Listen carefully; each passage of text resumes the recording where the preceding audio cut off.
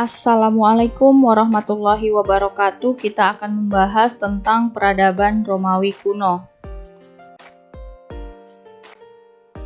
Berikut ini merupakan kondisi geografis dari peradaban Romawi kuno. Peradaban Romawi kuno adalah peradaban yang tumbuh dari komunitas pertanian kecil yang terbentuk di semenanjung Italia pada abad ke-9 sebelum Masehi. Peradaban ini dikembangkan oleh suku Italia yang menetap di sisi kiri lembah Sungai Tiber, Italia Tengah.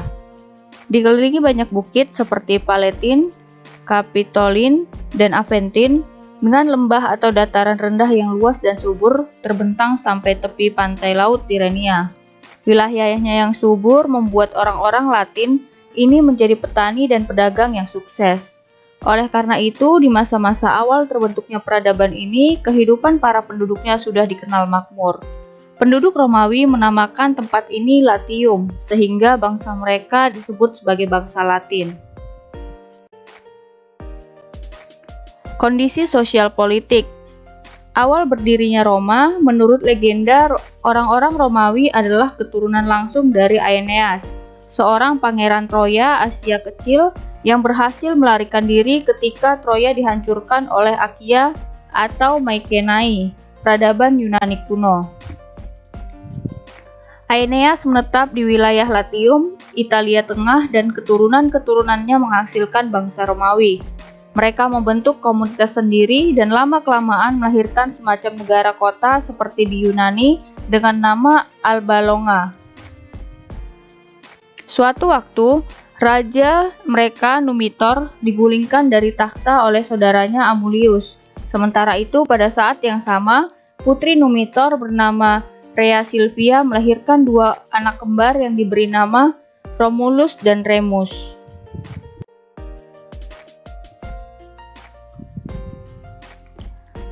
Amulius khawatir Romulus dan Remus akan berebut takhta.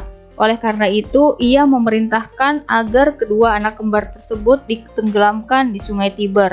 Namun, keduanya diselamatkan serta dibesarkan oleh seekor serigala. Menurut legenda Romawi, anak kembar ini merupakan hasil perkawinan antara Rhea Silvia dan Dewa Mars atau Dewa Perang. Dengan demikian, Romulus dan Remus dianggap memiliki sifat ilahiyah atau setengah dewa. Ketika sudah besar, mereka kembali ke Albolanga dan mengembalikan tahta ke Numitor. Sepeninggal Numitor, timbul konflik di antara keduanya. Pokok permasalahan adalah siapa yang berhak mewarisi tahta. Dalam sebuah pertarungan 1 lawan 1 untuk menentukan siapa yang berhak memimpin kota. Romulus berhasil membunuh Remus. Romulus menjadi raja dan dilantik pada tahun 753 sebelum Masehi, yang sekaligus diyakini sebagai tahun berdirinya ibu kota Roma. Nama Roma diyakini berasal dari nama raja pertama, yaitu Romulus. Sistem politik dan jalannya pemerintahan bangsa Romawi dibagi ke dalam 3 periode. Yang pertama adalah periode kerajaan, yang kedua periode republik, dan yang ketiga adalah periode kekaisaran. Periode kerajaan. Para sejarawan umumnya menyepakati permulaan periode kerajaan pada tahun 753 sebelum Masehi. Tahun dilantiknya Romulus menjadi raja dan berakhirnya setelah Romawi beralih ke sistem pemerintahan republik pada tahun 509 sebelum Masehi. Sejak periode kerajaan, warga negara Roma terbagi ke dalam 2 golongan, yaitu penguasa, orang-orang kaya, serta pemilik tanah atau bangsawan yang disebut patrisia, dan golongan masyarakat kecil yang disebut pleb. Jadi pada periode kerajaan ada 3 lembaga penting, yaitu eksekutif, yaitu raja, senat atau penasihat raja, dan legislatif, majelis kuria. Berikut ini raja-raja yang pernah memerintah Roma. Romulus merupakan raja pertama sekaligus pendiri Roma. Mendirikan Roma di atas Bukit Palatin, dan setelah kematiannya Romulus dipuja sebagai Quirinus atau dewa perang. Selain Romulus ada Numa Pompilius, Tullus Hostilius, Ancus Marcius, Tarquinius Priscus, Servius Tullius, dan Tarquinius Superbus. Periode Republik. Pada periode awal Republik ada 3 lembaga penting, yaitu konsul, senat, dan majelis kuria. Secara garis besar, pemerintahan dijalankan bersama-sama oleh 2 orang konsul. Hanya golongan patrisia yang boleh menjadi konsul dan senator. Golongan pleb tidak memiliki hak politik. Konsul adalah jabatan politik tertinggi di Republik Romawi. Konsul dipilih oleh majelis kuria. Senat adalah dewan penasihat beranggotakan 300 orang. Tugas utama mereka adalah memberi pertimbangan-pertimbangan dan nasihat-nasihat atau disebut senator consulta. Jabatan senator adalah seumur hidup. Majelis kuria adalah lembaga legislatif dan yudikatif yang diisi oleh wakil-wakil dari 30 kuria dan 30 klan utama dari golongan patrisia di Roma. Peran majelis kuria adalah memilih konsul. Konflik ketatanegaraan. Pada masa awal periode Republik, golongan pleb tidak dilibatkan sama sekali dalam proses politik. Jabatan konsul, senator, dan majelis kuria diisi oleh orang-orang dari golongan patrisia. Ketidakadilan ini memicu ketidakpuasan rakyat. Untuk memperjuangkan kesamaan hak dalam bidang politik, golongan ini membentuk sebuah organisasi sendiri yang disebut Concilium Plebis atau Dewan Pleb. Mereka memiliki senjata disebut secessio. Secessio berasal dari bahasa Latin dan diserap ke dalam bahasa Inggris menjadi secede, yang berarti menarik diri. Jadi secessio adalah aksi mogok melakukan semua aktivitas dengan cara menarik diri dari kota dan berdiam di atas bukit. Secessio pertama kali dilakukan tahun 494 sebelum Masehi. Keberadaan Dewan Pleb menciptakan kekacauan terhadap tatanan politik dan ketatanegaraan Republik, karena Dewan Pleb yang semakin berkuasa menciptakan sebuah sistem di dalam sistem. Oleh karena itu, periode sejak tahun 494 sebelum Masehi sampai berakhirnya periode Republik pada tahun 287 sebelum Masehi dikenal sebagai periode konflik ketatanegaraan. Saat melakukan secessio di tahun 287 sebelum Masehi, Roma sempat menjadi kota mati. Untuk mengatasi keadaan, Senat memberi wewenang kepada konsul untuk mengangkat seorang diktator dari golongan pleb bernama Quintius Hortensius. Hortensius mengeluarkan sebuah undang-undang yang disebut dengan Lex Hortensia, yang mengakhiri pertikaian panjang dan perebutan kekuasaan antara golongan patrisia dan golongan pleb, serta dianggap mengakhiri konflik ketatanegaraan dalam sejarah Republik. Perang Punisia. Bangsa Romawi menghadapi ancaman serius dari bangsa Punisia dari Kartago, Afrika Utara. Perang akhirnya tidak dapat dihindarkan pada 264 sebelum Masehi sampai 241 sebelum Masehi. Panglima terkenal Kartago, Hannibal, menyerang jantung kota Roma serta seluruh semenanjung Italia. Romawi terpaksa menerapkan taktik atrisi, yaitu membiarkan musuh menyerang sampai lelah lalu diserang balik dengan cara gerilya. Perang ini baru berakhir tahun 201 sebelum Masehi dalam Perang Punisia III, dengan kehancuran total di pihak Kartago. Perang membawa berkah berupa rampasan perang bagi golongan patrisia, sebaliknya kemiskinan yang akut bagi golongan pleb. Concilium Plebis tidak lagi sekelompok dulu. Tidak berdayanya Concilium Plebis membuat golongan pleb menyandarkan harapan pada tokoh-tokoh individualis yang populis atau populer. Populer umumnya demagog-demagog hebat yang jago meyakinkan dengan pidato, kefasihan bicara, serta janji manis. Populer pertama adalah Tiberius Gracchus yang menjadi tribun pada tahun 133 sebelum Masehi, lalu dilanjutkan oleh saudaranya Gaius Gracchus yang dipilih sebagai tribun pada tahun 123 sebelum Masehi. Magnus dan Crassus bersamaan dipilih sebagai konsul dan menjabat konsul hanya 1 tahun, lalu keduanya duduk di senat dan menjadi tokoh yang sangat berpengaruh karena reputasi politik dan militer mereka. Meski demikian, kedua orang ini pada dasarnya bukanlah sahabat sejati. Mereka menyimpan ambisi sendiri, curiga satu sama lain, dan lebih dari itu menganggap satu sama lain sebagai pesaing. Kabar tentang konflik dan persaingan tersembunyi di antara kedua senator ini sampai kepada Jenderal Romawi yaitu Julius Caesar, yang sedang bertugas di luar. Ia kembali ke Roma dan berhasil mendamaikan keduanya sekitar tahun 60 sebelum Masehi. Crassus, Magnus, dan Kaisar secara informal membentuk 3 serangkai pada tahun 60 sebelum Masehi atau yang disebut Triumvirat I. Triumvirat I disebut informal karena dibentuk tanpa pengetahuan dan persetujuan senat. Pada tahun 56 sebelum Masehi, Triumvirat I mulai retak. Pompeius tidak nyaman dengan Triumvirat, ia mencurigai Crassus dan Kaisar. Pompeius sebenarnya ingin menyingkirkan kedua sahabatnya ini, lalu menjadi penguasa tunggal Romawi. Pompeius berhasil menyingkirkan Crassus dan Kaisar, dan menjadi konsul tunggal pada tahun 52 sebelum Masehi, sambil merangkap sebagai ketua senat. Tetapi Kaisar memberontak. Bersamaan Legium 13 Gemina, ia melakukan long march ke Roma pada 10 Januari 49 sebelum Masehi, bermaksud merebut kekuasaan. Perlawanan Pompeius berakhir dalam pertempuran Pharsalus Yunani pada Agustus 48 sebelum Masehi. Terdesak oleh pasukan Kaisar, ia berhasil melarikan diri ke Mesir. Di tengah perjalanan mengejar pasukan Pompeius, Kaisar terlibat hubungan romantis dengan Cleopatra. Hubungan keduanya menghasilkan seorang anak yang diberi nama Kaisarion. Sekembalinya dari Mesir, Kaisar menaklukkan dengan mudah wilayah-wilayah lain.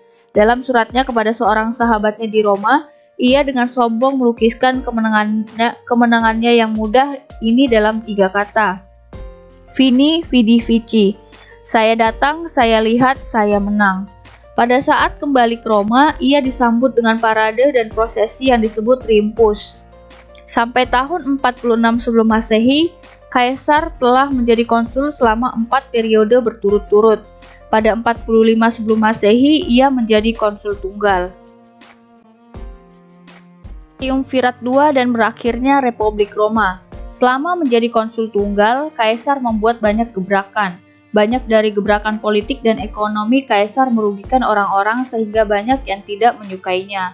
Tetapi, terdapat banyak pula yang berada di sekutu Kaisar.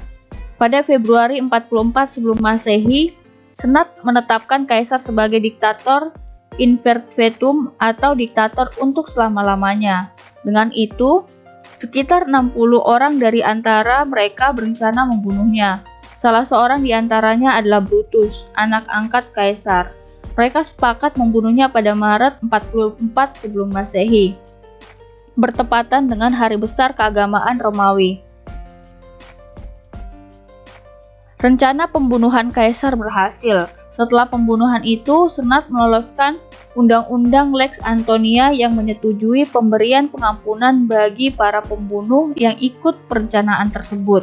Dengan demikian, dalam sejarah Romawi, Kaisar adalah diktator terakhir. Pada tahun 43 sebelum Masehi, seorang anak angkat sekaligus keponakan Kaisar bernama Octavianus yang terpilih menjadi konsul menetapkan para pembunuh Kaisar sebagai musuh negara. Octavianus dan Marcus Antonius bersatu menghadapi Brutus. Persekutuan mereka mendapat dukungan dari Senat. Para Senat mengeluarkan undang-undang Lex pada 27 November 43 sebelum Masehi yang berisi Senat mengukuhkan Octavianus, Marcus Antonius, dan Marcus Aemilius sebagai triumvirat untuk masa 5 tahun. Para sejarawan menyebut 3 serangkai ini sebagai Triumvirat II. Setelah menang dari pertempuran itu, Triumvirat II sepakat membagi-bagi kekuasaan di antara mereka dan Triumvirat II pun pecah pada tahun 33 sebelum Masehi. Periode Kekaisaran. Octavianus yang bergelar Augustus adalah Kaisar Romawi pertama dan salah satu yang paling berpengaruh. Warisan besar Augustus adalah mengakhiri perang saudara berkepanjangan, menciptakan kedamaian, kesejahteraan, dan kemasyhuran sekitar 207 tahun di Kekaisaran Roma yang dikenal dengan sebutan Pax Romana atau kedamaian Romawi. Setelah Augustus wafat, ia digantikan oleh Tiberius. Tiberius adalah anak tiri Octavianus. Pada masa pemerintahannya, Konsilium Plebis lenyap dari panggung politik Romawi. Kemudian Nero sering dikaitkan dengan tirani dan kekejamannya. Tindak kekejamannya yang paling terkenal adalah membakar kota Roma pada 64 sebelum Masehi yang diikuti penganiayaan terhadap para penganut agama Kristen. Nero melakukan itu konon demi mewujudkan ambisinya membangun sebuah kota Roma yang baru dan megah. Trajanus. Pada masa pemerintahan Kaisar Trajanus, Romawi mencapai wilayah terluasnya. Trajanus terkenal karena program alimenta, yaitu memberikan subsidi pangan, sandang, serta pendidikan gratis bagi anak yatim dan anak-anak miskin. Konstantinus, ia menyatukan wilayah timur ke dalam satu pusat kekuasaan atau Konstantinopel, menjadi kaisar pertama yang memeluk agama Kristen, mengakhiri penganiayaan terhadap para penganut agama selain agama pagan yang dianut bangsa Romawi sebelumnya, dengan mengeluarkan Edik Milan. Kekaisaran Romawi Barat runtuh pada 476 Masehi, sementara Kekaisaran Romawi Timur runtuh pada tahun 1453. Sistem kepercayaan dan religi. Kepercayaan bangsa Romawi terpusat pada dewa-dewi. Dewa terpenting mereka adalah Jupiter. Jupiter adalah raja para dewa yang memerintah bersama istrinya Dewi Juno. Dewa-dewa lainnya adalah sebagai berikut. Dewa Mars adalah dewa perang, Merkurius pembawa pesan dewa-dewa, Neptunus dewa laut, Pluto dewa penjaga pintu dan gerbang atau gapura, Vulkan dewa pandai besi, Diana dewa berburu, Vesta dewi perapian, Minerva dewi kesembuhan dan kebijaksanaan, Venus dewi cinta, dan Apollo dewa matahari. Setiap dewa mempunyai hari rayanya sendiri, biasanya juga menjadi hari libur. Pada hari raya tersebut, orang-orang Romawi berkesempatan mengunjungi kuil untuk menyembah dewa atau dewi yang dirayakan. Kuil untuk menyembah dewa-dewi dibangun di seluruh wilayah kekuasaan Romawi. Kuil-kuil yang dibangun biasanya mengikuti pola yang sama, atapnya berbentuk segitiga serta didukung tiang-tiang penyangga yang besar. Di sekitar tiang, terutama di depan tiang masuk ke pintu utama dibangun tangga-tangga. Hasil-hasil budaya dan peradaban Romawi. Yang pertama, ilmu pengetahuan dan teknologi. Pendidikan. Sekolah formal sudah dimulai sejak tahun 200 sebelum Masehi. Pendidikan dimulai pada usia 6-7 tahun, di mana para siswa belajar membaca, menulis, dan berhitung. Pada usia 12 tahun, siswa mempelajari bahasa Latin, Yunani, tata bahasa, dan sastra yang disusul dengan public speaking. Pidato merupakan seni yang wajib dipelajari dan dipraktikkan. Dalam sejarah Romawi dikenal seorang orator ulung bernama Cicero. Kesustraan, karya-karya sastra awalnya berupa cerita kepahlawanan atau epos. Di dalamnya diceritakan sejarah militer awal Romawi. Ketika Republik semakin berkembang, para pengarang mulai menulis puisi, komedi, sejarah, dan tragedi. Sistem kalender. Orang-orang Romawi mempertimbangkan adanya angka-angka sial. Mereka merubah kalender dengan memastikan bahwa setiap bulan memiliki sejumlah tanggal ganjil. Tetapi pada 46 sebelum Masehi, Julius Caesar dan astronom Sosigenes melembagakan sistem Julian untuk menyelaraskan kalender dengan tahun matahari. Buku dan koran. Julius Caesar adalah seorang yang membuat versi awal sebuah naskah kuno dengan menumpuk halaman papirus untuk membentuk buku catatan. Bangsa Romawi juga mengenal akta diurna atau tindakan sehari-hari, yaitu koran-koran awal bangsa Romawi ditulis pada logam atau batu yang kemudian diletakkan di tempat-tempat seperti di forum. Bahasa Latin. Peninggalan penting lainnya adalah bahasa Latin yang sampai sekarang masih digunakan dalam kosakata bahasa-bahasa Eropa, seperti Italia, Spanyol, dan Prancis. Sedangkan bahasa Latin klasik masih digunakan di kalangan gereja Katolik sampai saat ini. Saluran air. Bangsa Romawi pertama kali mengembangkan saluran air sekitar 312 sebelum Masehi. Ratusan saluran air bermunculan di seluruh kekaisaran. Kemudian, Pembedahan di medan perang. Bangsa Romawi menemukan banyak alat bedah di bawah kepemimpinan Augustus. Mereka mendirikan sebuah korpus medis militer yang menjadi salah satu unit bedah pertama di medan perang. Hukum. Dasar hukum Romawi awal berasal dari Tabula 12, kode yang dibentuk pada periode Republik atas desakan Concilium Plebis. Secara umum ada 3 bentuk sistem hukum Romawi yang mempengaruhi sistem hukum Barat. Yang pertama adalah ius civile, yaitu hukum sipil, yang khusus diberlakukan untuk sipil warga Romawi kuno. Kemudian ius gentium, yaitu hukum yang diberlakukan untuk semua orang terlepas dari kewarganegaraannya. Dan ius naturale, yaitu sebuah filsafat hukum yang menganggap keadilan dan kebenaran selamanya sesuai dengan tuntutan rasional dan hakikat alam.